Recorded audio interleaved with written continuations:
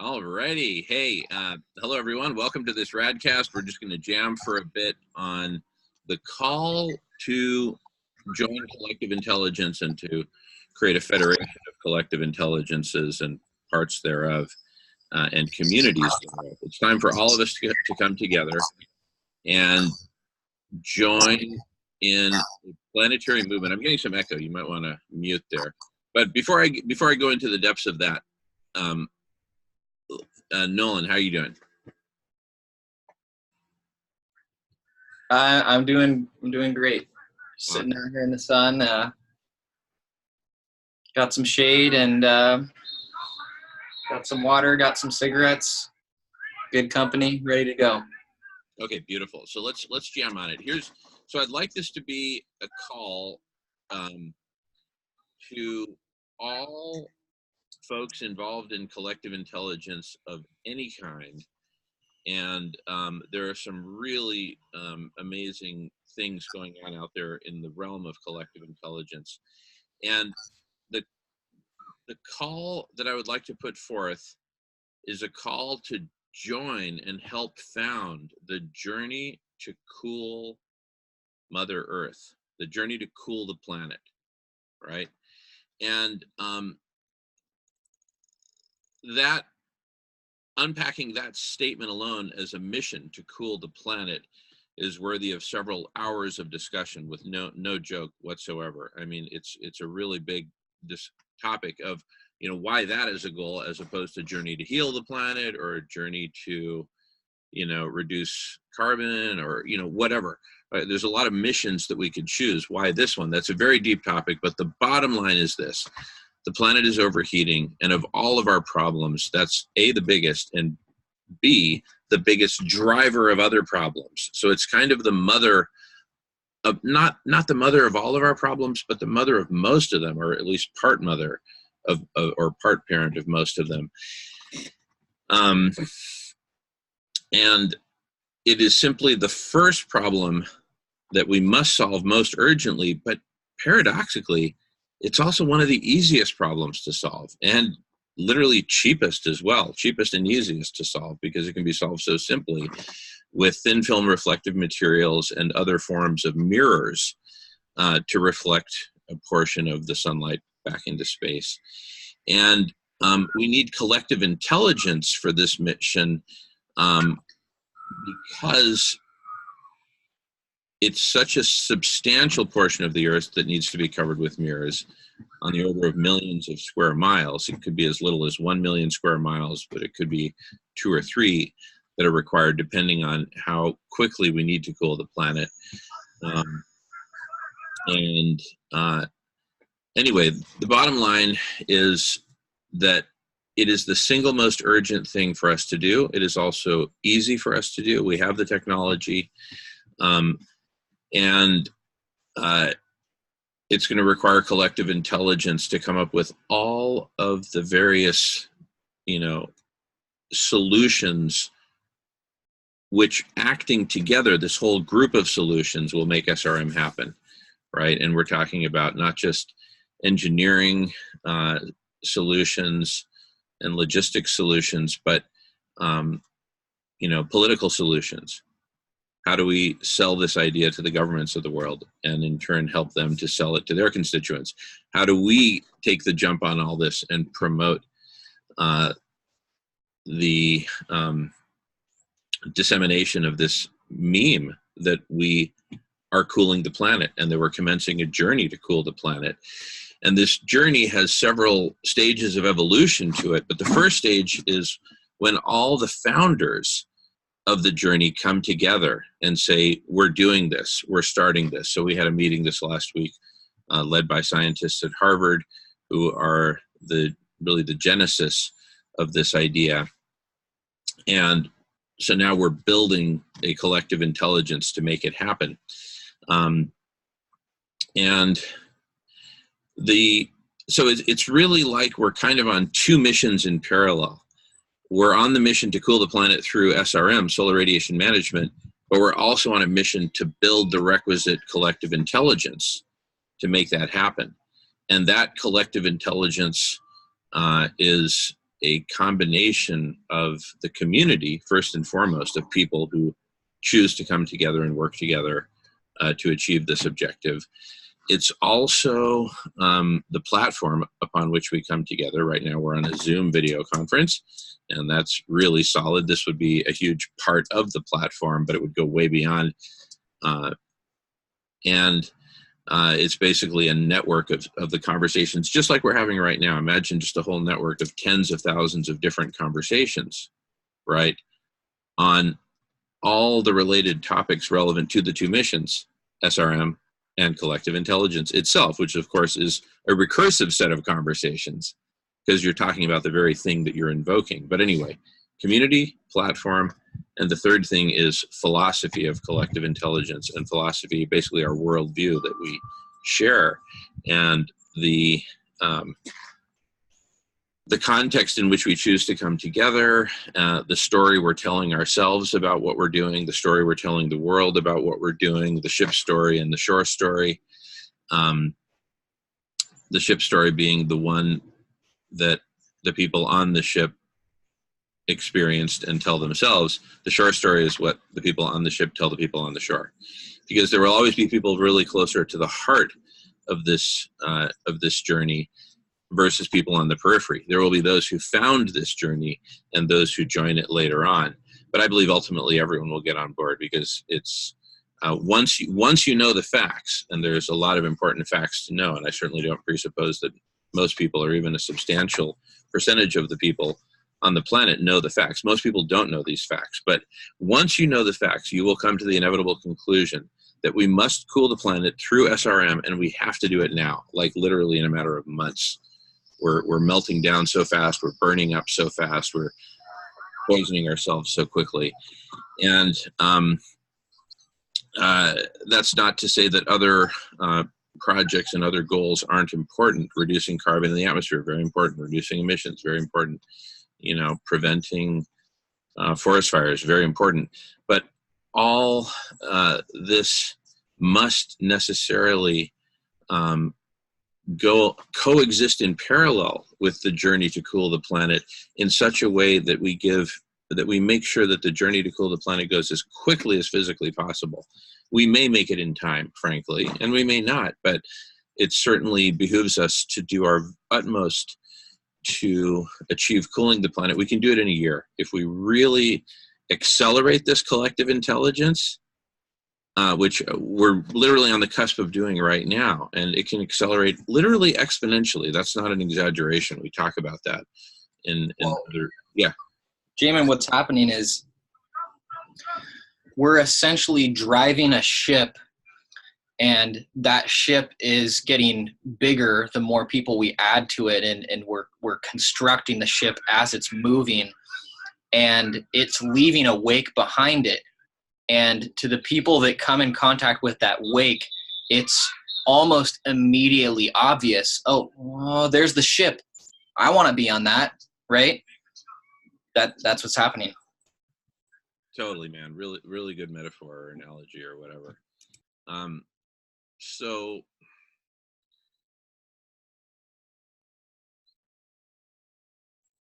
yeah, and it's growing so quickly, and for good reason. In fact, there's a 10 Bitcoin challenge on the table to anyone who can disprove our thesis, right?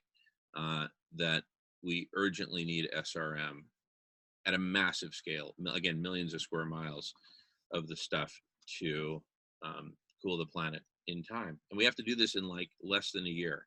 And the sooner the better. If we can do it in 6 months, so much the better. And we can do it in 6 months. That's the fascinating thing about this, that, from a philosophical frame, either we're dead on target or we're not, right? And that will be proven out very, very quickly as the evidence is uncovered and we make the ironclad scientific case for it. Okay, so enough on that for now. Plenty on that elsewhere in the in the menu of topics.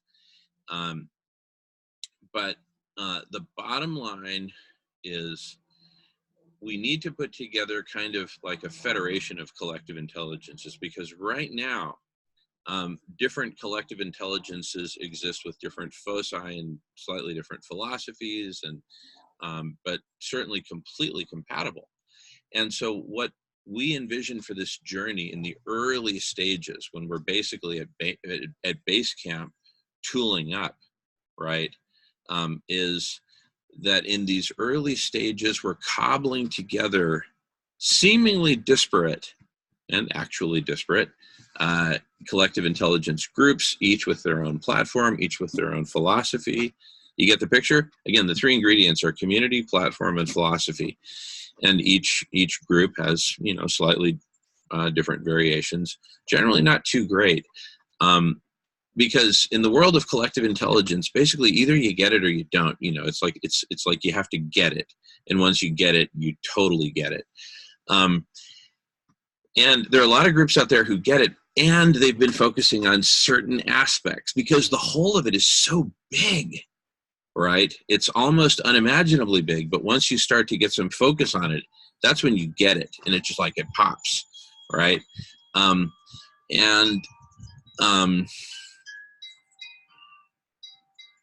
it is so everything transforming because as Daniel Schmachtenberger talks about in one or two or probably many of his videos, he makes the analogy, and we'll post the links below that we're referring to, but he talks about, he makes the analogy that it's like when life on Earth about 1 billion years ago or so went from unicellular to multicellular.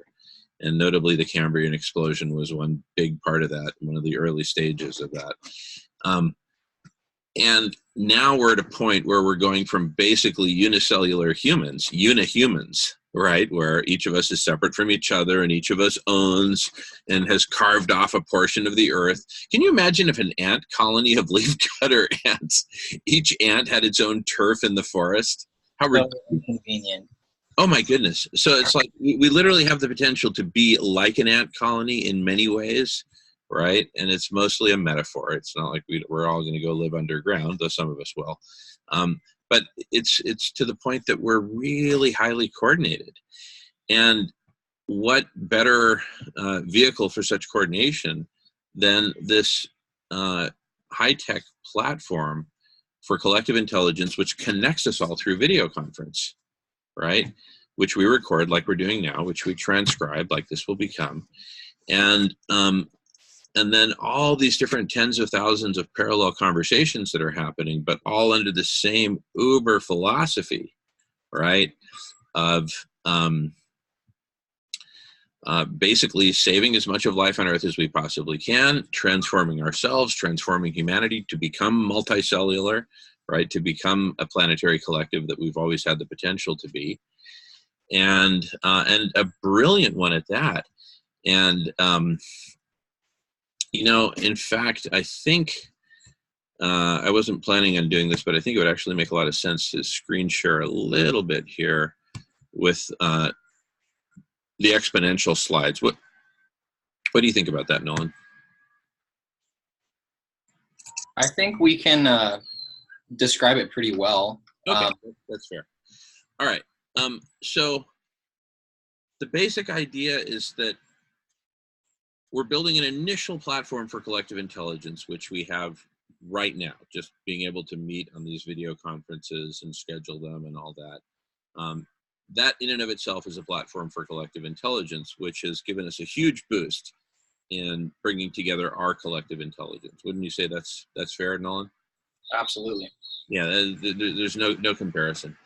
And so upon this initial platform, an initial collective intelligence has formed and congregated and zeroed in on SRM, right? Which is a major accomplishment in itself, that SRM is the first major planetary initiative that the planetary collective intelligence must focus on. And one of the cool things about it is so planetary, right? It's like if I was to try to create a planetary movement around saving the orca whale, which my partner and I are intimately involved in here in the Puget Sound, the Coast Salish lands, the lands of the Coast Salish tribes, which we're guests on. But I tried to take that to India, to South India, where they're, dying of drought and heat. And they'd be like, God bless you. I really hope that all works out. And, shoot, if I can donate, but whatever. But, you know, I really got to focus here. Cooling the planet affects us all uniformly. There's no one who's not affected by it in a really severe way. And extinction applies to us all. So it's really that the heat that we've got here is our common enemy that we've always needed to kind of bring us together. We were talking about how a lot of people are kind of attached to the narrative, the current narrative around decarbonization and sticking it to the oil companies and all that. Part of the reason for that is that we've been able to other the oil companies, right? And make them our enemy. And you see, a common enemy unites. And so that's united a lot of the folks in the, you know, 350s, Extinction Rebellion, et cetera. Not all of them, but a lot of them. And here we have a planetary common enemy, which is overheating, right? It's these surplus photons that are coming in from space right now. I don't have any light bulbs on. These are photons from space that are illuminating both of us. And there's simply too much energy coming in. There's more energy coming in than there is going out. So there's a net, we're net taking on heat every day. Every day we're taking in heat, taking on more heat, which is melting more ice and causing more forest fires. So that's affecting all of us. It's a planetary phenomenon. And cool, because it's as a whole. You know, once the heat gets here, it redistributes very quickly through the oceans, through the air, through rainfall. It just redistributes. And so, yeah, it gets concentrated at the poles. But the bottom line is the whole planet is heating up. It affects us all uniformly. Well, not all uniformly, but it affects us all, period. And it affects all of us in negative ways. It's the ultimate common enemy. So it's the natural thing to train our planetary collective intelligence, where we come together not just as Americans or Washingtonians in our case, but all of humanity, right? Well, and to complement that issue, which you could say lies outside of us in a way, despite our obvious contributions to the issue, there's a complementary issue which has to do more with our collective ego and hubris that brought us into this disaster where we're destroying the life that surrounds us. And that issue, alongside the issue of cooling the planet, really calls for a unity and a community, a coming together. We need to solve the issue of cooling the planet. Absolutely. That's urgent. And the flip side of that is that we need to overcome these poisonous ideologies that surround themselves around our overall determination to remain separate from each other and to compete with each other instead of cooperating with each other. And once we establish a technological basis for collaboration on a global scale, we'll be united globally in this realization that we can come together and solve problems, we can cooperate, and that as the species we are on this planet, we are responsible.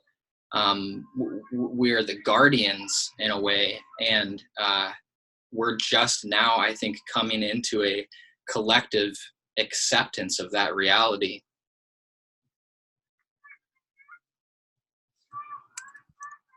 Yeah, absolutely. Absolutely. You know, and SRM, cooling the planet as a topic, as a goal, is sort of like a gateway goal, right? In that once we get on its track and start solving it, start just even having these conversations like we're having right now, it immediately brings us into other conversations, right, on other, you know, related topics. And I have an important analogy to make about that. This singular, seemingly singular, again, it's not singular because we've got all these other priorities going on in parallel, But cooling the planet is the one thing that we must not fail on. We must deliver 100% on it, and we must hit it right on the bullseye. And here's why there's that seemingly singular, but not actually singular focus is as follows. And it's just a hyper prioritization of it, but just for the short period of time that it'll take to implement it. You know, like the dad said to his son who didn't want to get his filling filled at the dentist's office, look, son, the sooner we get through this, the sooner we can go to the beach afterwards, right? So do you want to sit here and argue about it? No, let's get it done. We can get it done so quickly. We can get it done in a matter of months. And it will then cool. It'll give us a cool environment physically and cool philosophically as well, because it will have united us. We will have conquered the heat, right? Our common enemy. And which is, arguably the single biggest, not arguably, it's without a doubt the single biggest factor in the mass extinction that we're in the midst of, the sixth mass extinction. It's the single biggest factor. In 1992, for the presidential campaign that Bill Clinton won, there was the meme, it's the economy, stupid. In 2019, it's the heat, stupid. And so the analogy I make is, imagine, I'm a late teenager with a lot of problems. I'm depressed. I'm borderline suicidal. My dad's alcoholic. My mom's addicted to whatever. My older brother's into all kinds of criminal activity. My younger sister's getting into drugs and mixing it up with the wrong girls. And oh my God, everything is hell. And our house is on fire. And by the way, in passing, let me mention that our house is on fire. So I pick up the phone. Who should my first call be to, right? Other than like getting everyone out of the house and the pets and the goldfish and the plants. Okay, get everyone out of the house. Who should my first call be to? The house is still burning. We've gotten everyone out. I'm out on the front lawn with my cell phone. The house is burning. You can see the flames.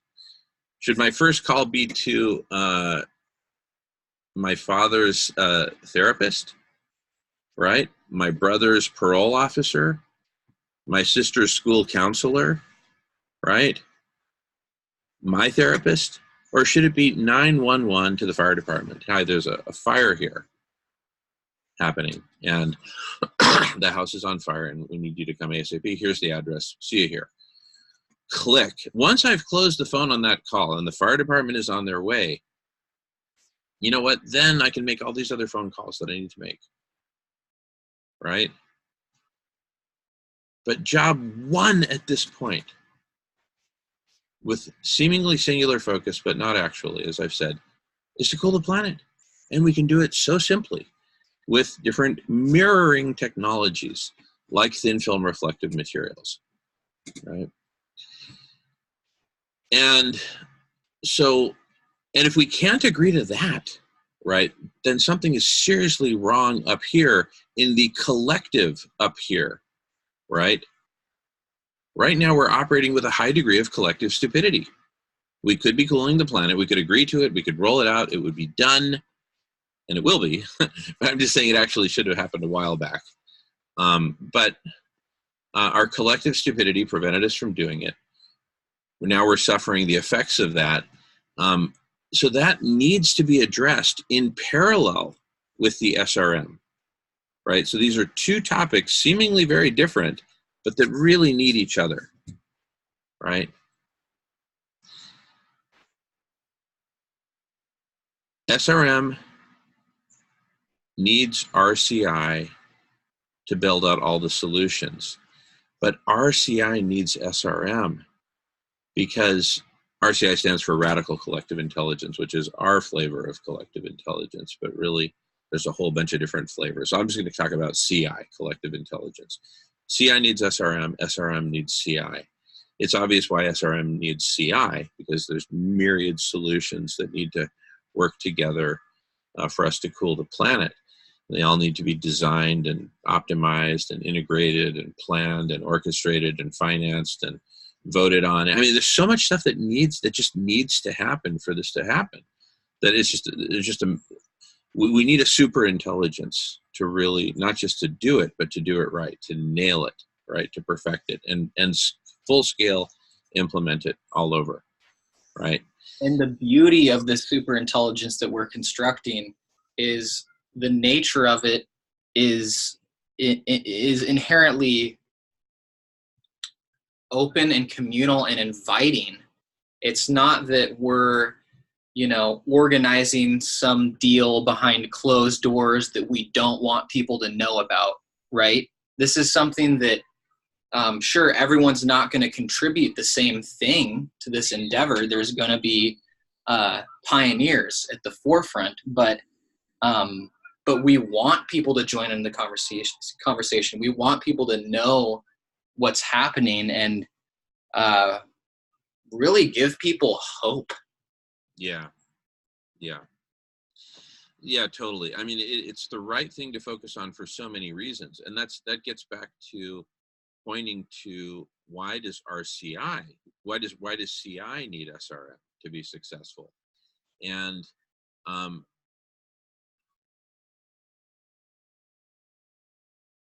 here's part of the answer for me, is that if CI, a planetary collective intelligence that we're talking about here, does not have SRM as its number one or number two focus, maybe I'm missing something that's even more urgent, right?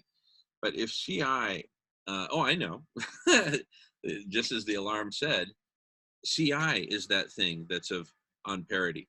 But anyway, so if the CI does not understand that both CI itself and SRM are the two hottest priorities on the planet right now, then something is wrong with our CI. We need therapy. Yeah, we need therapy, right? I mean, it's like, it's like if a policeman pulls over somebody who's swerving on the highway, he pulls him over, and the guy gets out of his car and he's obviously stumbling drunk, right? It's obvious he should not be driving anymore, right?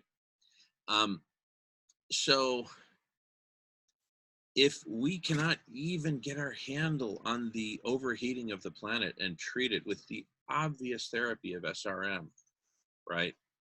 That means we're not fit to get back in the car and keep driving, right? That's us being stumbling drunk, asleep at the wheel, and driving at 100 miles per hour. And there's a lot of swerves coming up ahead. And if we're not capable of turning the heat down, we're going to crash right into the granite at 100 miles an hour with no seatbelts, no airbags. It's not going to be pretty. Okay, so until and unless, it's kind of like that series Kung Fu from the 70s in the United States. And you can snatch the pebble from my hand, it will be time for you to leave. When we can focus on SRM as the way to cool the planet and do it urgently and do it now and do it completely with millions of square miles of implementation of mirrors, until and unless we're hot on the trail of achieving that for the whole planet, we are not fit to call ourselves intelligent, to act as if we are intelligent. No. Either you get the SRM thing or you don't. If you don't, take the time to get it, right? And if you can prove us wrong, you'll get 10 Bitcoin. But we're not wrong. We're absolutely right. And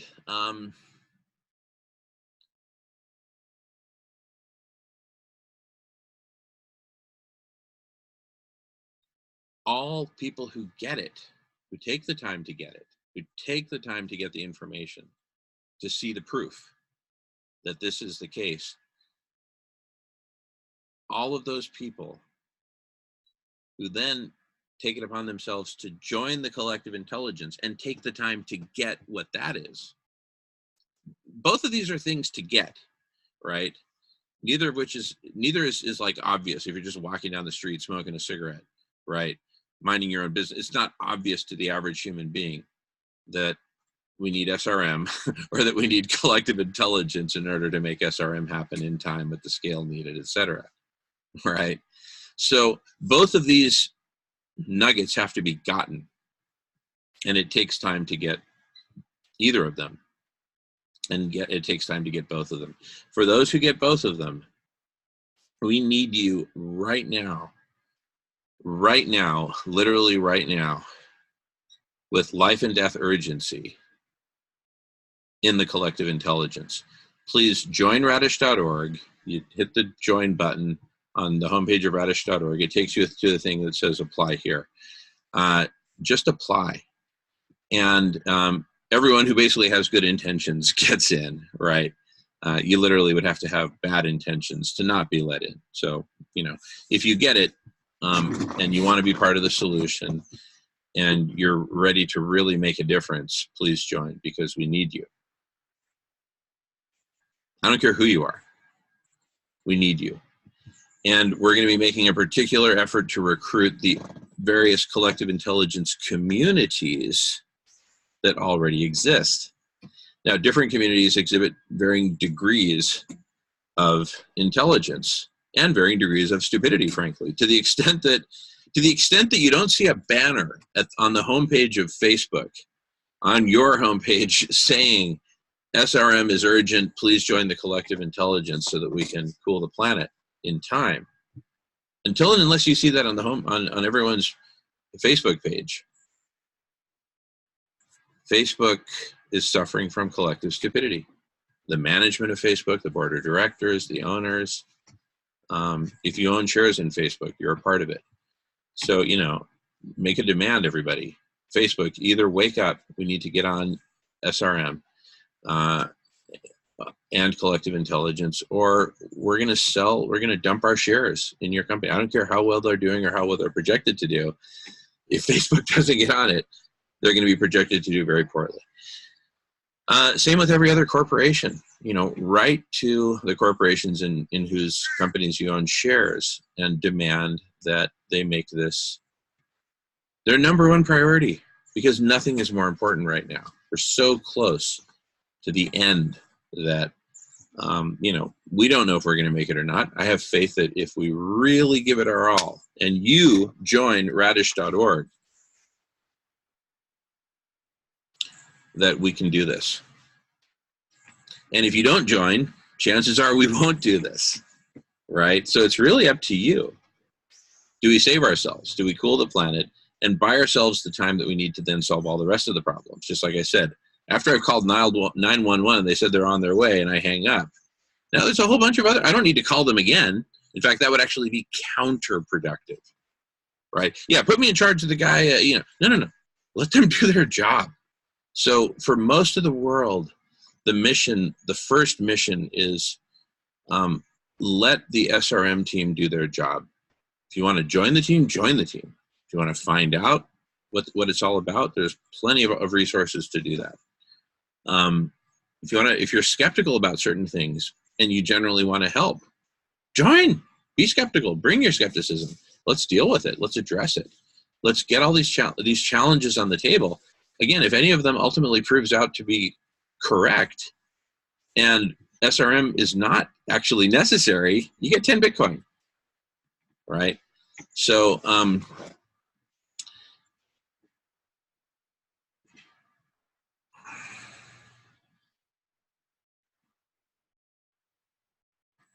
you will join.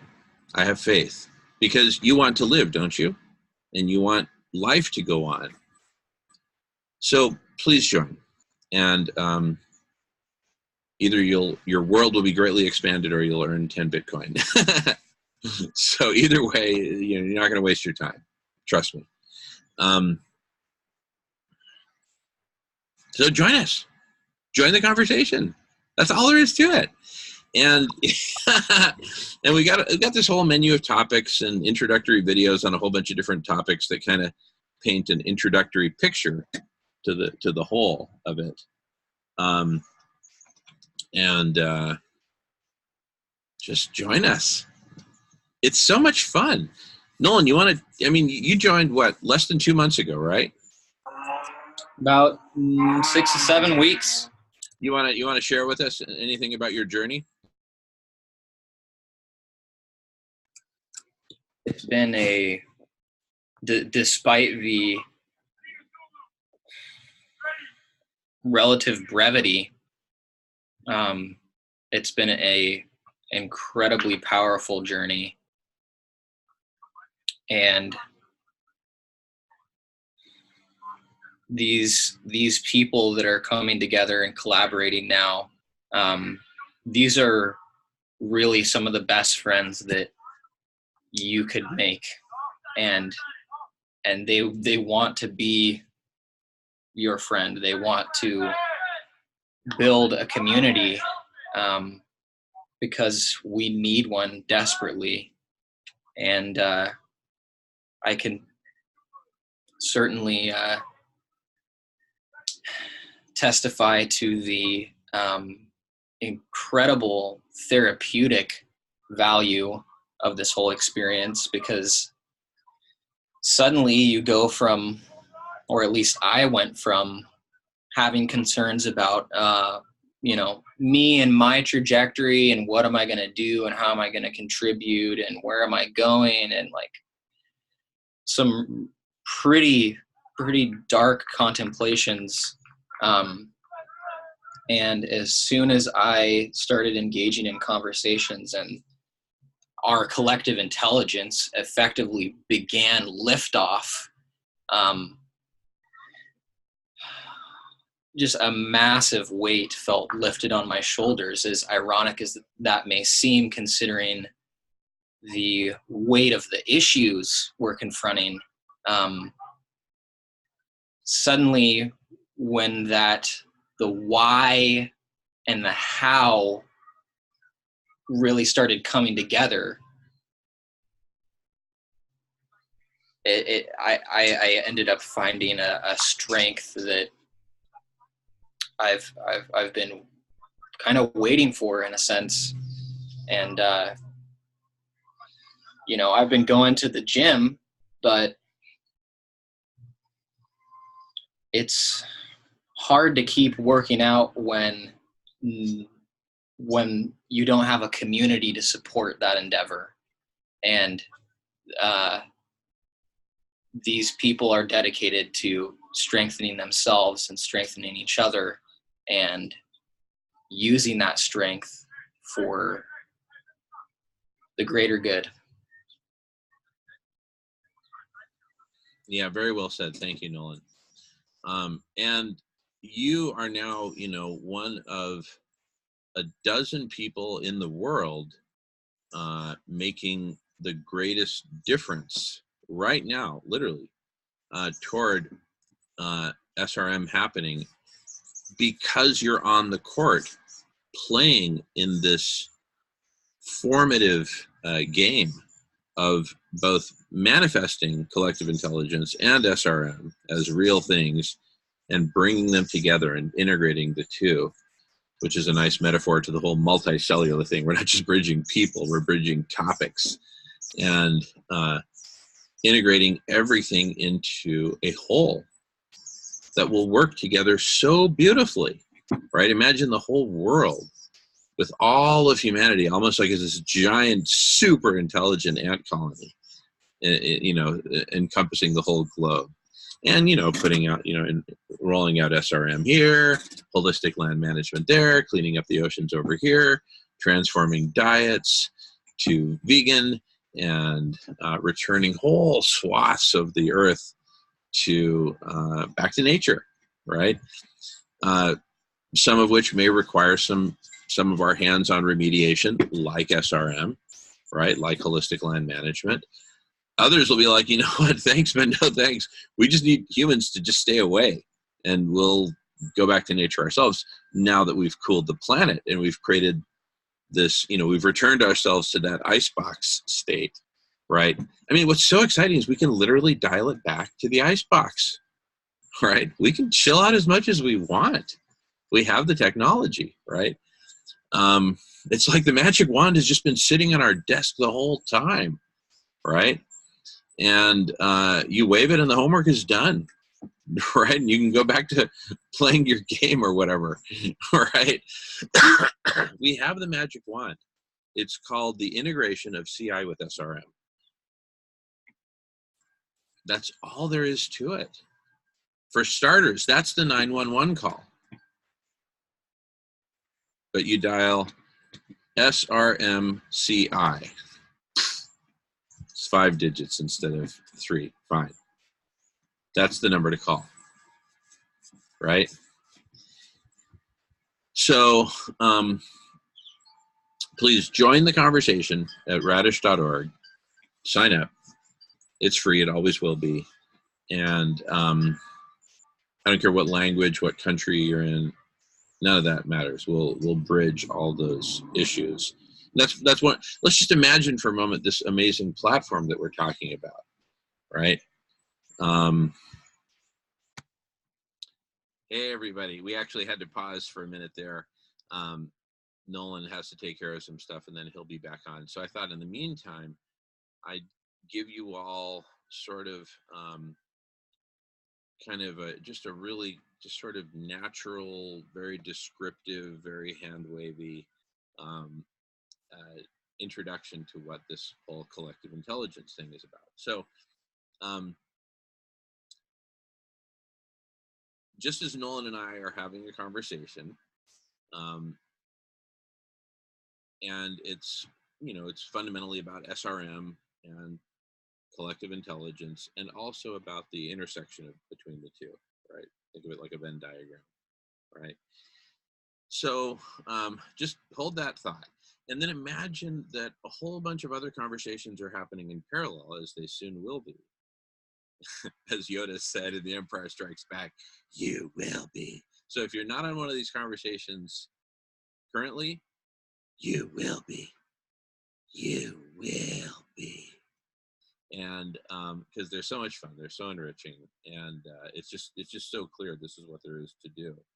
I mean, if you had a chance to run into a burning building and save 3 babies from a fire, you'd do it. Well, you have a chance to save 7.5 billion humans, amongst them hundreds of millions of babies. And so you get to do that times hundreds of millions, right? So anyway, everyone's on these conversations happening in parallel, right? On all these different topics. Any topic you can imagine, seriously. Any topic that has anything to do with life on Earth, saving life on Earth, transforming humanity, transforming our relationship to the planet, cooling the planet, cleaning up the oceans, going vegan, whatever the case may be.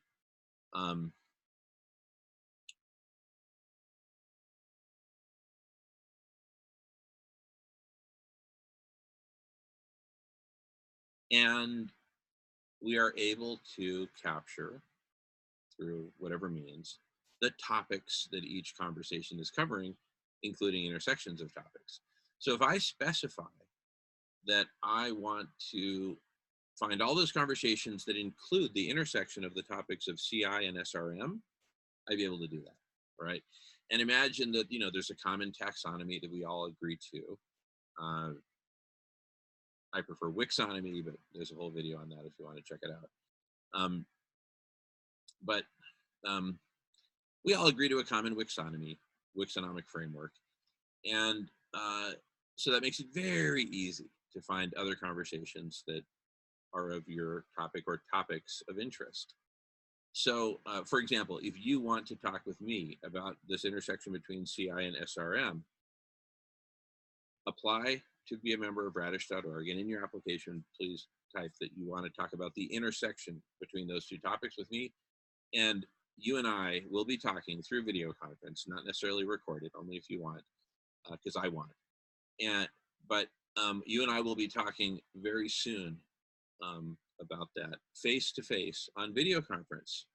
So if you're interested in this topic space, for whatever reason, even if the reason is that you think you can refute it, refute the whole thing, refute CI, refute SRM, join. Anyway, like that, people will be able to say, shoot, what do I want to talk about and with whom, right? And anyone worth their humanity worth the life in them will choose to participate in this. So you'll be able to basically talk with pretty much anyone. Imagine that. You're sitting on your back porch, in my case, and you're just like, okay, these are the topics I want to talk about because these are the ones where I can make the biggest contribution, right? So you may be focused on a subtopic of SRM or a subtopic. Let's consider, for example, the subtopic under SRM, which is thin film reflective materials or metallized foil on both sides, actually. So you get metallized. It's basically just the cheapest mirrors you can imagine that are also durable, right? And imagine we deploy, 1 million square miles of this stuff all around the world, or 2 million square miles, or whatever. And so a subtopic is metallized foil, right? A subtopic under that is the core material science of metallized foil. So because we need to nail that, we need all the material scientists who know about metallized foil, whether about the metallization process, the underlying polymer, the Mitsui photoresist stuff for more stable polymers, et cetera, et cetera. There's all kinds of great polymer technology. Anyway, we need you all. Okay, so people will get to dial in. I want to work on this subtopic of SRM, and boom, all those specialists can get together and nail it. Nail the material science, right? Other people will then be nailing the manufacturing. Others, the installation. Others, the design, the architecture, you name it, right? So you'll be able to find your micro niche, and you'll even be able to dial in who you want to talk to. So if you want to talk with me, just indicate that in your application, right? And we will be talking, I guarantee it. Faster than you can say, cool that planet. So anyway, back to the bigger picture, okay? Imagine we have this, let's just call it what it is, a social network of actual conversations that matter.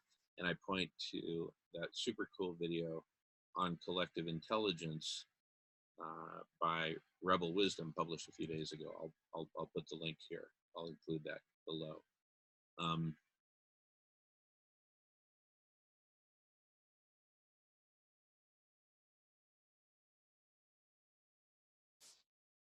Imagine that in this broader social network of actual conversations, where a lot of them will be about SRM, probably most of them, frankly, initially, just until we get it nailed, just like the dad at the dentist with his son.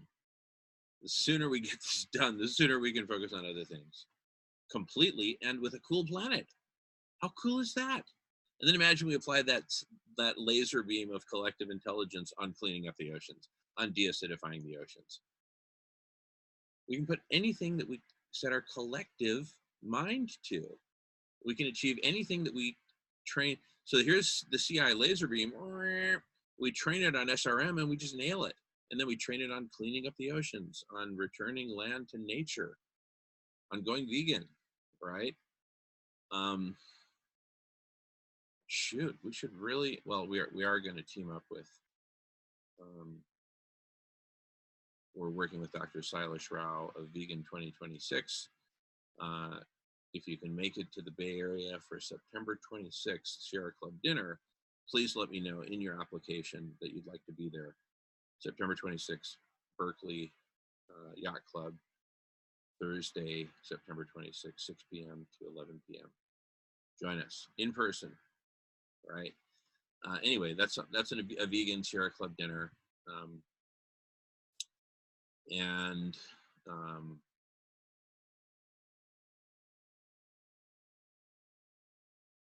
But so you see how we'll be finding each other, not just online, but also in person for having these conversations.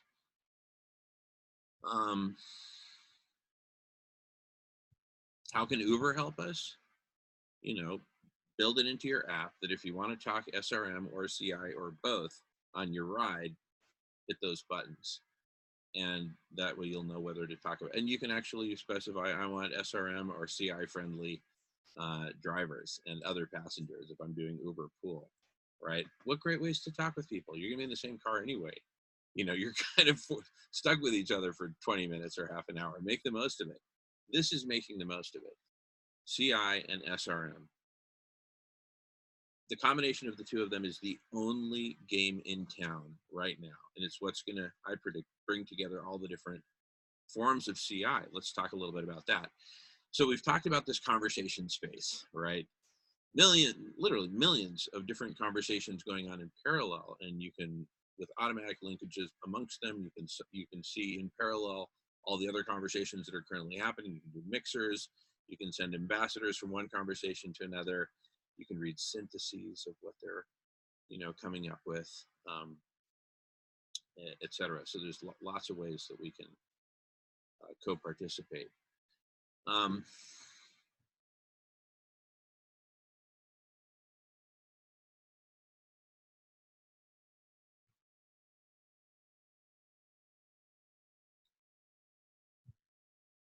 So let's take this whole conversation space, as we call it on Radish, right? Let's take this whole conversation space, and you can immediately connect with all these other conversations and people, and you're just, right? Suddenly we're like in that. That's for us what it means to be going multicellular, right? So now we've gone multicellular. We're all uber connected. If I want to talk to Jamin Shively about the intersection of CI and SRM, I can do that, right? And wow, you talk to her, you want to talk to Joe Rogan about, a certain aspect of SRM, boom, you can do that too. You want to talk with Elon Musk about, SRM, do it. I'm sure he'll be game, right? Don't you, Elon? Don't let me down, Elon. We need you now. We need all of us. Can you imagine all of us laser focused on SRM? Can you imagine how quickly we'll cool this planet, and then be able to focus that laser beam on any other problem we want? Decarbonization, fine. Let's train the laser beam on it, right? It might result in a progressive carbon tax. It might result in this and that, the other. All kinds of cool stuff is possible when you put your collective mind to it. So now let's go from there, from that conversation space, to emergent from all those conversations will be exactly which goals we need to focus on first, second, third. First one is SRM, right? Second one is, that's a toughie because there's so many things that are just absolutely urgent. I've been focusing on ending hunger and veganism and transforming the world's economy to support veganism and to support holistic land management and holistic ocean management and all these good things. I have lots of great ideas for how to accomplish all this. But let's just say that after SRM, you've got all these other goals, right? We need to be very precise about what those goals are, right? And so there's going to be like, let's start with SRM. SRM is not the goal. Cooling the planet at a specified rate over the next 10, 20 years, right? That's a goal that's specific, right? So whatever specific goal comes out of that is going to be a byproduct of the collective intelligence, because we're going to have so many different areas of expertise trained on that question of how much cooling and by when, right? From that goal, with that as the precise goal, then we go from the conversation space. Imagine that goal is like a golden egg that pops out of the conversation space, right? The goal of, let's just call it glide path XYZ, right, for cooling the planet. A glide path onto an asymptote, which is the desired temperature. What's the optimal temperature? Set the thermostat and let it happen at the optimal glide path, right? So maybe not abruptly, or maybe abruptly, I don't know. We'll find out. Let's figure it out. Abrupt climate change meet abrupt cooling, right? And so glide path XYZ is the golden egg goal that has popped out of that process. Now, how to achieve that goal is the next question.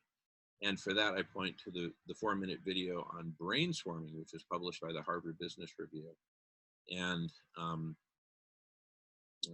a must-see.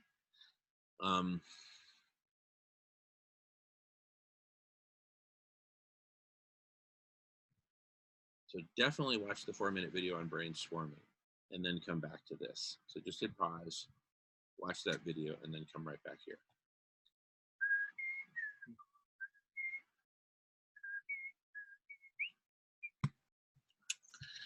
All right, so da da da da da da da da da da da da.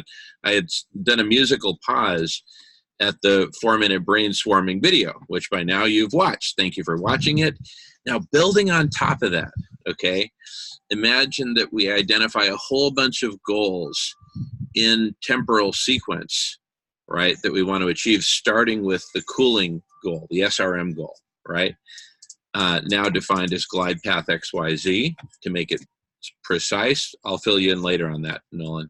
But anyway, so once we have this whole set of very specific goals, we line them all up and we apply the brainstorming methodology to address all of them, but we do it in a way that is simultaneous and holistic. How cool is that? See, because now that we're going to have this massive laser gun, this rapidly evolving, exponentially evolving laser gun of collective intelligence to train on any problem, we'll be able to train it on all problems simultaneously and holistically, just like the United States won World War II, right? It's got 2 different wars off of 2 different coasts, 2 different oceans, across 2 different oceans. So anyway, we'll be able to take on multiple problems simultaneously, multiple seemingly impossible to solve wicked problems. Bring them all, right? Because we're going to be applying collective intelligence to it. And so we'll work out all the solutions that need to be worked out, all holistic and simultaneous within an overall plan, within an overall temporal plan. So some will really kick in earnest only in a few months. Others, like SRM, needs to just start now, like immediately right now. And it is starting now, thanks to this video conference and recording. And just, I've invited, a couple other folks. If they show up, great. If not, who cares? But, it's just part of this open invitation thing that we're doing. And I talked about all these different, while you were gone, Nolan, I talked about all these different aspects of collective intelligence. Basically within the conversation space, and then out pop the goals from the conversation space. We then put those goals at the top of the brainstorming process, but now addressing all goals that we've agreed upon, right? Like glide path XYZ in the case of cooling the planet. Basically cooling it upon a glide path, not just cooling it abruptly, right? And it may be relatively abrupt, but it'll have some time factor, right? And all that needs to be worked out through the collective intelligence, through conversation, right? And through whatever, process of, reaching consensus is pursued. And that in and of itself is a problem for collective intelligence to solve. What's the proper consensus building process, right? Anyway, bottom line, all these goals come out. We apply brainstorming. We find all what Dr. McCaffrey calls sub-goals, right? And we also identify all the resources and build out all the solutions. The solution ideas, those are all ideas for solutions, right? And then we take the best of those ideas and pass them on to the design stage, design the solutions, then pass those solution designs onto the modeling and optimization stage, which we talk about in its own topic within the videos on the menu below. And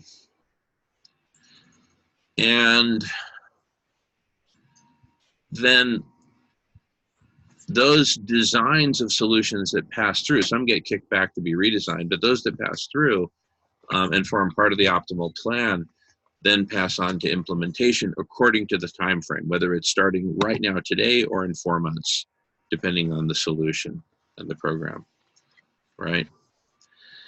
Let me just check my message real quick. I'm going to pause for a moment. Okay, after a brief pause.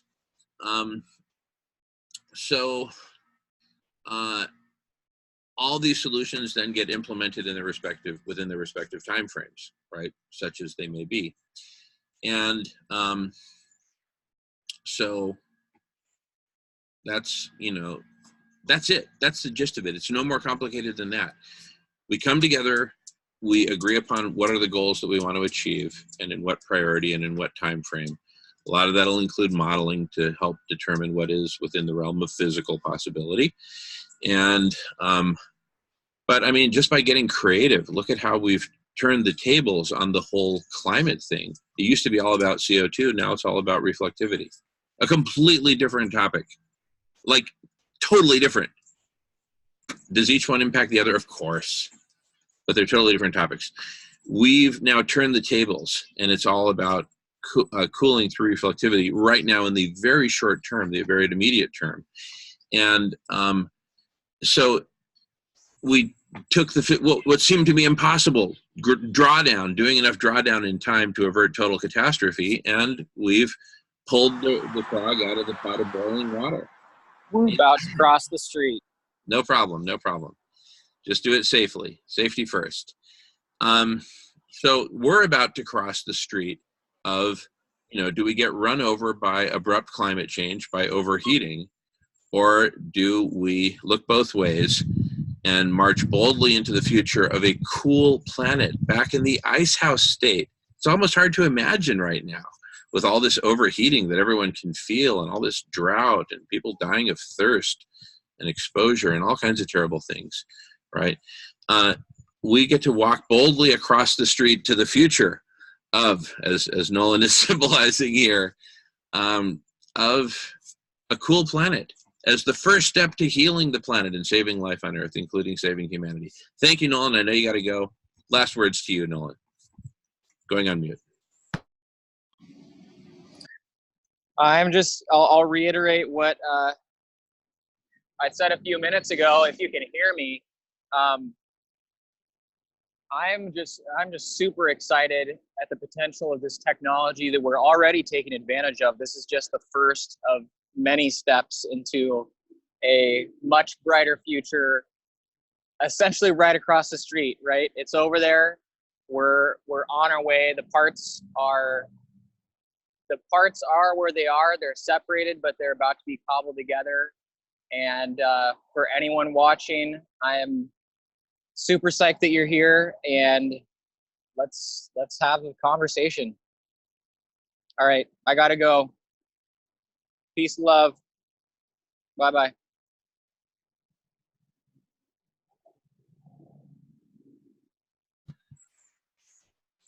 All right. Oops, I didn't realize I was muted. Sorry about that. Sorry about that, Nolan. All right. Anyway, so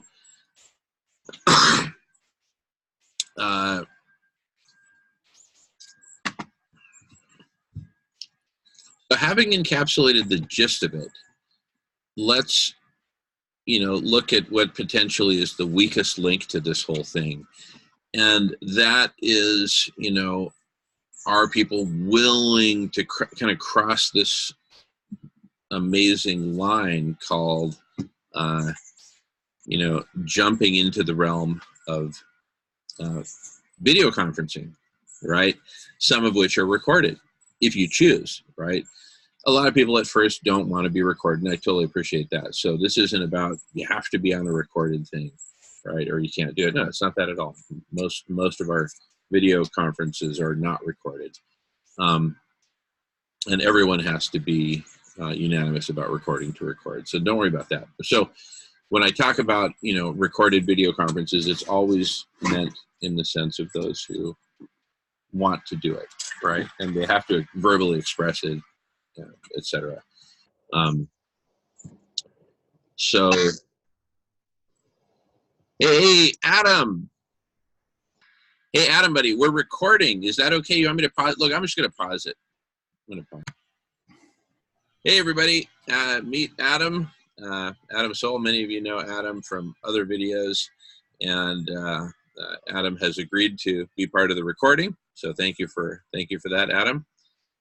And I can see you've got a kind of a map of collective intelligence behind you that you have worked up.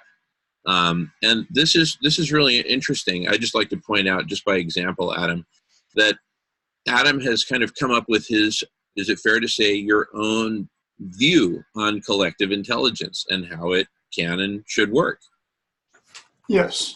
I think that, well, I have a plan it's called the Plan of the Chi, and the Chi stands for Collective Human Intelligence. And they come together on a platform, and you can see that this is just a basic platform here. I don't know if we're going to be able to use an AI or not, but the advanced computer processors that we have today can do probably everything we want with humanity coming together and joining the Chi. What makes this plan work that other ones aren't working, that I see, is humanity gets together on this internet platform and builds designs a new future. And what they're doing is they're designing a sustainable future for the children of the world. And they do it in digital reality, and it's not put into effect. It doesn't go into reality until the time comes that it's supposed to go into reality. And that's when humanity's ready. And I've got a whole plan that I'm working on for that, a timetable and everything. And well, let me pause you right there, because let me get you up to speed on what I've been sharing up on the recording up till now, which has probably gone for an hour or more. But really good stuff on, you know, the overall framework for collective intelligence and bringing us all together, just like we found each other through the internet, right? We both had a common interest in Guy McPherson, who's both a person and a topic unto himself, a real force of nature who we've both come to admire and know quite well.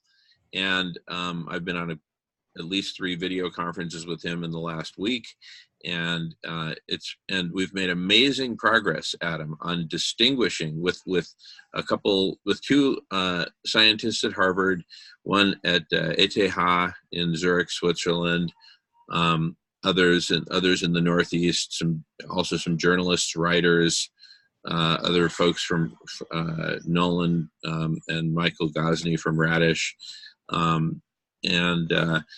So we had about 9 or 10 of us, and we really distinguished very clearly that there is absolutely no doubt that the only way to cool the planet in time to save life on Earth is through solar radiation management. And it is extremely urgent, and it has to happen now, and there's just no 2 ways about it. So now imagine, Adam, that we have co-evolving together the collective intelligence, right, just as a thing, regardless of whether it's Chi or CI or RCI or, you know, rebel wisdom or brain swarming or, you know, whatever, or whatever combination, more likely whatever combination.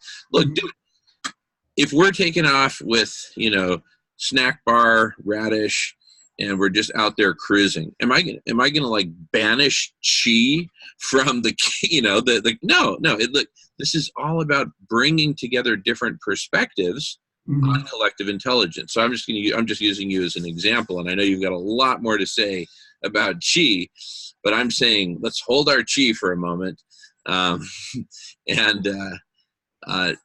I just want to bring you up to speed on what I've been sharing here about the bigger picture. So with SRM as the most urgent goal, perhaps of all, and certainly one that we simply cannot delay any longer on. We've just got to just jump on top of it and do it.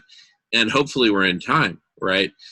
Otherwise, we'll be facing a major collapse. And I know you've got a lot to say about that too, about what if we face collapse. But I really think we can avert collapse and radically transform the economy from within, and as well as from externally through a holistic approach. But we'll talk more about that as well. But back to the big picture. Primary objective immediately, cool the planet through SRM. That simple, right? SRM co-evolves with CI, right? The 2 co-evolve, And in the process, both are tremendously strengthened. SRM gets implemented, CI, basically explodes into its amazing potential. And as it explodes into this amazing potential, everyone's going to want to join. No one's going to want to be left out, right? Because this is the campfire that unites us all, right? And brings us back to our roots of collaboration, like we did tens of thousands of years ago, hundreds of thousands of years ago. It was all about collaboration, all about sharing. The unit was not the individual, the unit was the whole of society. And that's what we need to get back to now. So there's 7.5 billion of us. I don't care. There could be 25 billion of us. I don't care how many there are of us. Let's all unite and let's all work together. So this also unites us because it's a planetary objective, SRM. Hey, come on out, sweetheart. Let me just pause. So as those two co-evolve, now collective intelligence will be insanely evolved as a thing, as a powerhouse, right? As a superhero, to use your words, Adam, as you used at the Microsoft campus a year ago when we were performing and getting the attention of all of Microsoft back then, inviting them to join the collective intelligence. And I'm sure they'll join. It's just a matter of time. But anyway, collective intelligence will be incredibly evolved at that point, having mastered SRM. And then think of it like just like this giant laser beam, right? Like from Star Wars or something. We'll be able to train the laser beam on whatever problem we want, right? Money as a poison and money as an addictive substance, which totally rewires our value system, right? And our connection to nature, makes us totally disconnected from nature. It's all about the money, right? The kid born and raised in Manhattan who never leaves Manhattan. Prime example. You're just in this totally human matrix, right? And we're born into captivity, as Guy McPherson would say, right? Anyway, so it was amazing to see. There's a rainbow in the sky right now. It's so beautiful. You may be able to see it. Anyway, it's up there, believe me. But it was amazing to see how Guy is so now actively involved in the planetary SRM project, right? It's super cool, right? So all these awesome folks are coming together in support of SRM. Yeah, right? there's some. I was just looking up the SRM on the Arctic News blog. Yes. And there's several different techniques, and I'm sure that the collective intelligence would be able to even come up with more. Of course. And, just the two that we talked about at this last meeting with the Harvard and ETH and other scientists was that, thin film reflective materials, as we've talked about, right? And also these floating mirrors for the ocean, whether it's the Arctic Ocean or anywhere, any ocean. And so, but in both cases, we'll be able to dial it up and dial it down. So we'll really be able to fine tune the reflectivity of the planet throughout different regions of the world, deserts, oceans, you name it, right?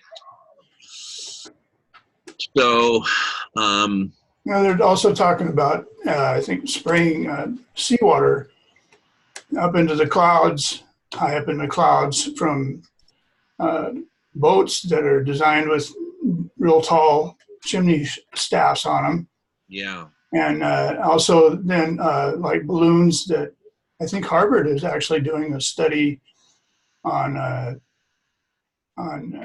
putting some kind of, I think it's some kind of a chemical or something that's benign and up there, and it creates it's not very much, but it creates a cloud that blocks out the sunlight. Well, here's the thing. There's more than one project at Harvard going on about on SRM right now, and some of it is funded by Bill Gates, and some of it is not. And the team that we're working with, and you can see the video. I'll post it down below. Just put SRM meeting on September 10th, 9/10/19. That meeting was headed by a group at Harvard, in turn headed by Dr. Ye Tao. And he's focusing on SRM using essentially giant floating mirrors that can be submerged. I mean, this is like James Bond kind of stuff, but they can actually be produced quite inexpensively. And then, speaking of inexpensive, I don't think anything could beat the cost, per square meter, or per square mile, if you prefer, because that's literally the unit. We're going to be talking about millions of square miles of reflectivity. You can't beat thin film reflective materials in terms of either cost or in terms of, or on land deployability. Just extremely easy to deploy. We just got to do it. So this is no longer a problem, and I think those are the two most sensible forms of SRM. Spraying stuff into the atmosphere, no, right? That's bad news for so many reasons. I don't know about that. That's not from what I was seeing. It wasn't looking too bad. Well, look, I'll tell you what. The bottom line is, they talk about some benign solutions like spraying chalk, it's fine powders of chalk and stuff like that. And Dr. Roger Angel of University of Arizona has been working on a couple different worked up at least a couple methods that are well publicized. But the bottom line is this: there's a lot of potential methods. We're going to boil it down to the probably 2 or 3 or 4 or 5 that make the most sense, and we're probably going to apply multiple simultaneously, especially at the beginning, because we just have this critical urge. The planet's on fire. Greenland is on fire. Siberia is on fire. The Amazon's on fire. I mean, what do I need to light on fire? My beard to make the point? I mean, everything's on fire, right? So, so who's going to make this decision? I mean, the collective, or is it going to be collective intelligence that's going to? The collective intelligence is ultimately going to make the decision. Though at first, it's going to look a lot more like it's orchestrating the decision, because the collective intelligence will orchestrate how governments will receive this, and will in turn orchestrate, not control, but orchestrate. And there's a big difference. And there was a great, really great book written by one of the brothers of the Li and Feng company based in Hong Kong, and a Wharton professor, called it's something like Competing in a Flatter World, or Competing in a Flat World, or Succeeding in a Flat World, or something like that. And it's a great book about orchestration. That's the sense in which I mean orchestration. So the collective intelligence will orchestrate how governments respond to this. Will orchestrate how the governments communicate the topic to their respective constituencies, right? Including, but not limited to, their citizens, their corporations, their whole private sector, religious sector, you name it, nonprofit sector. And it's going to orchestrate the mass implementation so crazy fast, it'll make your head spin. It's not a given whether this is going to be a mass media item. It probably will. I can hardly imagine it not being, right? But the point is, it doesn't have to be. Like, if North Korea needs to participate, and dictator Chong says that we have to keep it from the public, well, okay, fine, he might keep it from his own people, but the important thing is that we all do it according to whatever cultural norms are in place in whatever society at the time. But the fascinating thing is, this emergent CI is going to transform culture everywhere, because it gives the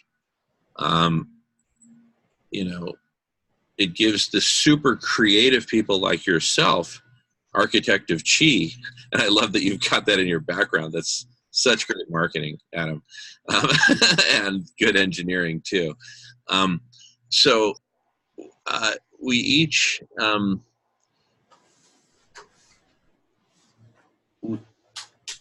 we all of us really creative folks who are bound and determined to create collectively and come up with collective holistic solutions that will solve our problems, starting with overeating. As we come together, this will transform culture. This is the ultimate online game, the game of life. Can we survive? The game of survival. You know, there's all these survival computer games, some multiplayer. Ultimately, it's all about survival, Well, right? there's 7.7 billion people in the world, and 4.1 billion of them have internet access. Yeah, and And I guess China yeah, uses the most cell phones for access. and most of them are playing games. Most of them are playing games. Yeah. Or And I think humanity needs a place to go because so many people feel so helpless that they can't do anything, you know, and a lot of people have a lot of good ideas that could be, could be incorporated and analyzed and brought into the idea pool. yeah, yeah, totally. Oh my goodness. No, that's exactly the point.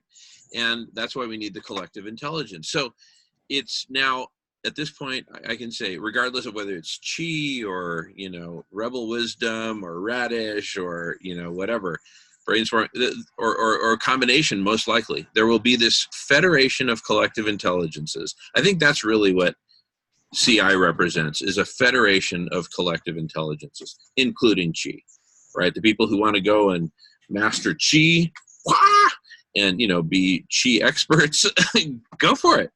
There's Adam in his dojo, right? Join Adam in his dojo. You got to bow when you enter and all that. That's not what Chi stands for. I know. I'm just kidding. Come on. I'm just saying, there'll be all these different flavors of collective intelligence, and you can basically, build your own milkshake. Put in whatever you want. Like we at Radish, we borrow heavily on brain swarming, and we're huge fans of Rebel Wisdom. And we're huge fans of Chi and everything you're working on, Adam, your whole road to life plan and, previous incarnations of your vision, right? Because it's always an evolution, right? I think we've definitely influenced each other along the way. So this is a perfect example. Here we are, each kind of doing our own thing, but at the same time working together, collaborating, right? So we, just like Adam has joined, he's brought his own version of collective intelligence, Chi, to the larger CI conversation, and welcome Adam, right? Likewise, we welcome all forms of CI. We use brainstorming, and because of that, I hereby invite Dr. Tony McCaffrey, whose video that's up on the Harvard Business Review I'm a huge fan of, which we've talked about, and I've actually asked everyone to watch and then continue playing this video, right? This recording.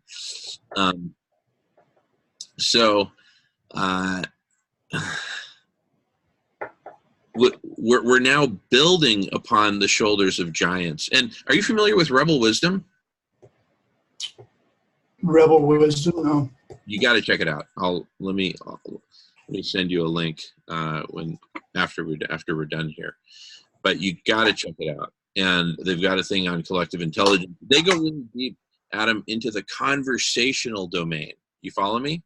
Uh-huh. Really deep into conversations, but where they trail off and where you and I and Radish and Chi pick up is we have already mapped out what it would look like to have a network of conversations where there's interoperability through a bridge of all the topics within a Wixonomy framework, right? All the different taxonomies. You've got a certain taxonomy for Chi has a certain taxonomy for collective intelligence. Radish has a slightly different variation, and so on, right?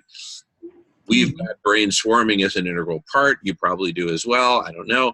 And as soon as you watch this Rebel Wisdom stuff, you're going to become a huge fan, Adam. No, I don't have brain swarming. I just I leave that up to guys like you. Okay, fair enough. But anyway, so we all get to use whatever pieces from the Lego box we want in co-creating new forms of collective intelligence, variations on it, components that bolt onto the larger platform. You know, the platform in its simplest form is what I've laid out in earlier in this very recording, Adam. So people will have already seen that by the time they see you. A network of video conferences. People can record if everyone unanimously agrees, then it's recorded, etc. And you know, cross-linked through the Wixonomy of topics. Basically, if you're talking about a similar enough topic, and you can dial it in how specific or broad you want to be, you can find other conversations that are talking about that same thing, or talking about things that directly relate it. And so you can imagine, like if you go to beyondmastering.com and play with the taxonomy there, the dynamic taxonomy there, you can imagine that sort of dynamic, but now within a Wixonomy framework, you know, relationships of topics. And so anyway, you can dial it in. You can basically find those people who are talking about what you want to talk about. How cool is that, right? Can you imagine, Adam, if you were to get on a video conference with the 10 most accomplished people at analyzing and deconstructing money and figuring out how to get rid of it, right? I'm just going to pause real quick. Okay, so, you know, with the framework and with the foundational framework of a conversational domain, Wixonomy of taxonomies, really great search capabilities, eventually maybe great bot capabilities, and that's a whole topic unto itself, which we'll get into. All the different layers of the various information and communication technologies, right? It's just virtually endless, the evolution path of CI. And what I've modeled out points to a very Ray Kurzweilian exponential growth path for collective intelligence in absolute terms. So with this, we will be able to holistically solve all of our problems if we so choose, if humanity so chooses. So I predict that everyone's going to want to get on board, virtually everyone. Sure, there might be some insane holdout with a chainsaw who just wants to kill people or something. Okay, fine. No, not fine, actually. They can have that thought, but it's got to stop there. Well, I was reading about, you know, what has to be done. And it's, you know, solar radiation management is certainly definitely one of the things. But we also need to reduce our, you know, our fossil fuel use and, you know, by like 80%, like right away. Yeah, there's a gazillion things that need to be done, but of the things that need to be done right away, top of the list is cooling the planet through SRM, right? Fossil fuel, reducing fossil fuel output actually takes a back seat, and here's why. Guy McPherson has pointed this out on guymcpherson.com. Your volume just got diminished for some reason. Here, let me tweak the mic. Oh, okay. What about now, Adam? Am I okay? It's a little better. All right. Well, anyway, we'll just go with it.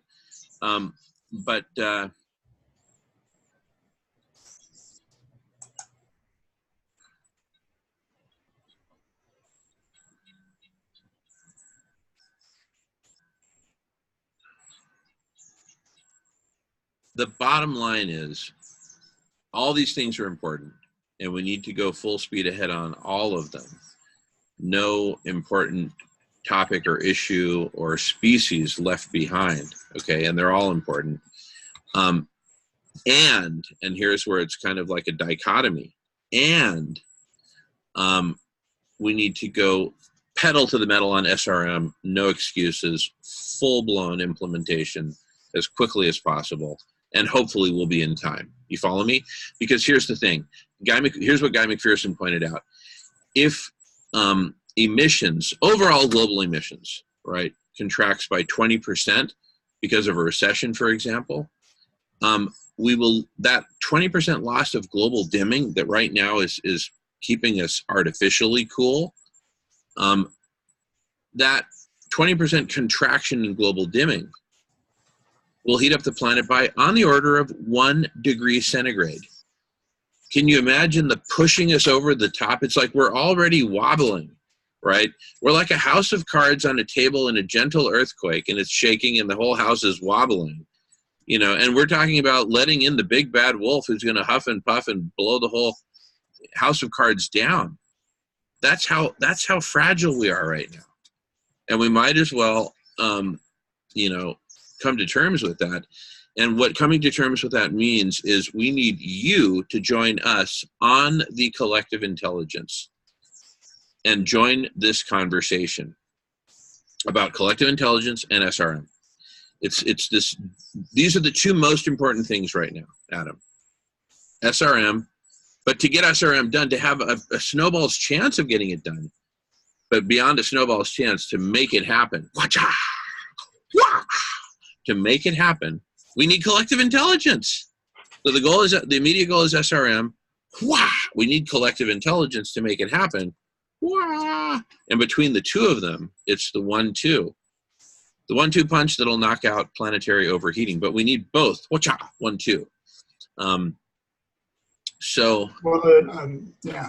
I mean, it's going to be a continual thing. And there's more to it, like I said, than SRM. Totally. But SRM has to be the beginning, because if we don't nail SRM, everything else is going straight to hell, whether it's through recession or through voluntary cutbacks of emissions, right? If we all voluntarily cut back 20%, boom, temperature spikes by 1 degree centigrade, according to Professor Guy McPherson, who really knows his stuff when it comes to SRM, planetary overheating, exponential climate change. Yeah.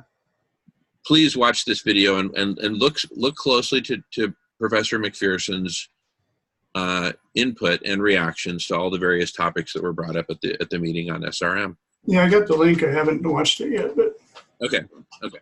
Anyway,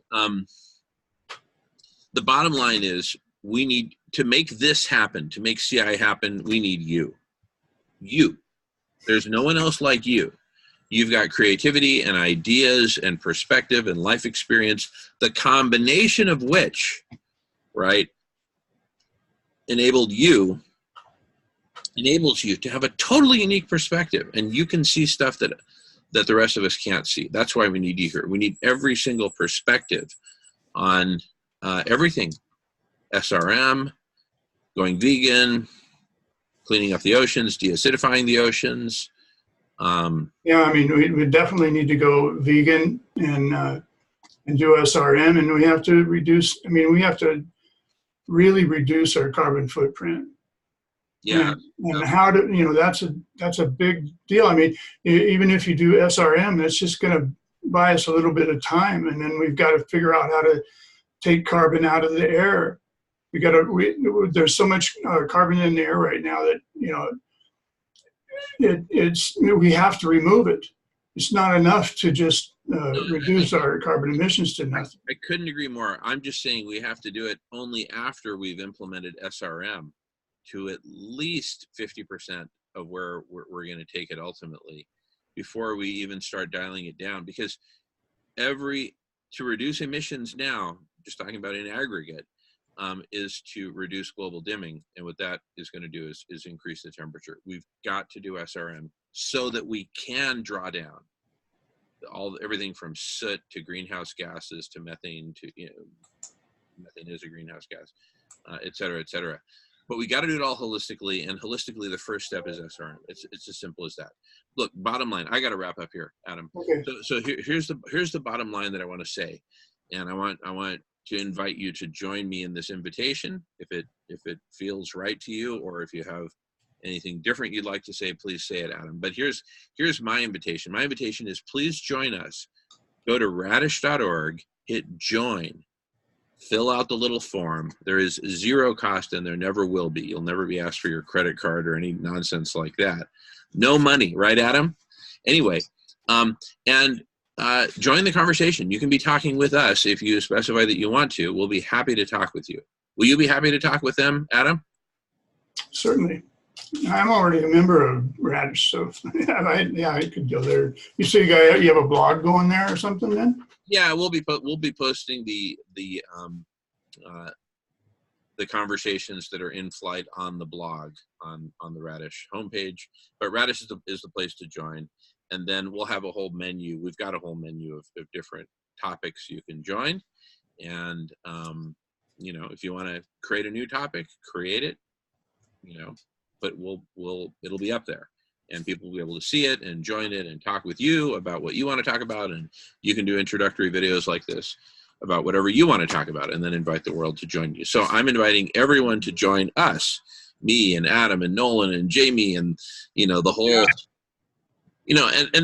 and what we're essentially doing is we're forming these links, these connections between different groups and communities and organizations like SRM and CI and the Sierra Club and your organization, Adam, with Chi and Rebel Wisdom. We're reaching out to them, to Dr. Tony McCaffrey and the whole brain swarming community, reaching out to them, MIT's Center for Collective Intelligence, the collective of the different efforts at Harvard University, ETH, University of California, Berkeley, UCLA, Stanford, so many different universities, way too many to name. University of Sao Paulo, where our friend Lucia Garces Loman is professor.